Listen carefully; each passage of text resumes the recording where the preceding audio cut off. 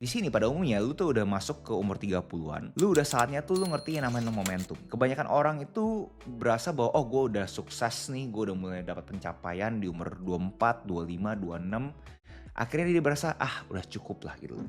Tapi balik lagi ke poin gue pertama, kalau misalnya lu punya ambisi finansial, lu harus ngerti yang namanya duit itu suka banget namanya momentum. Begitu dapat momentumnya, jangan berpikir kayak, "Oh ya udahlah, gue dapat momentumnya, gue nyantai dikit." Enggak guys.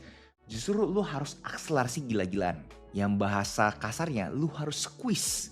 Lu peres tuh gila-gilaan tuh momentum sampai akhirnya akselerasinya itu udah bener pelan banget. Tapi jangan sampai begitu udah kayak gini lu berasa, "Ah ya udah gue nyantai aja lah." Akhirnya makin turun, makin turun, makin turun, makin turun. Tapi begitu lu dapat momentum ini, dimana nggak semua orang bisa dapat lu guys. Nggak semua orang punya privilege untuk dapat momentum ini. Dimana kalau misalnya kalian udah bisa ngerasain, wah nih karir gue momentumnya luar biasa nih.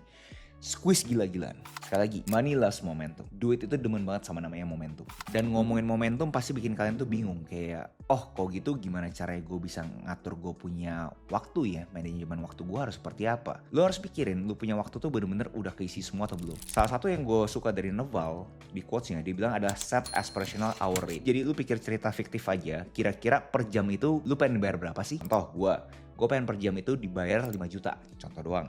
Jadi kan setiap hari ada 24 jam, berarti kita ngomongnya 120 juta. Harusnya yang gue dapat, harapannya gue, aspirasinya gue. Kenapa ini penting? Jadi gue tahu setiap kali gue buang waktu dari gue ngomongin scrolling lah, gue macet di jalan A yang harusnya gue kagak usah datengin ke event tersebut. Kalau gue hitung secara gue punya aspirasi, gue punya harga per jam, kekumpul tuh. Oh ternyata gue hari ini buang 60 juta. Ini semua fungsinya adalah bikin kita tuh lebih kritis lagi untuk manajemen waktunya kita.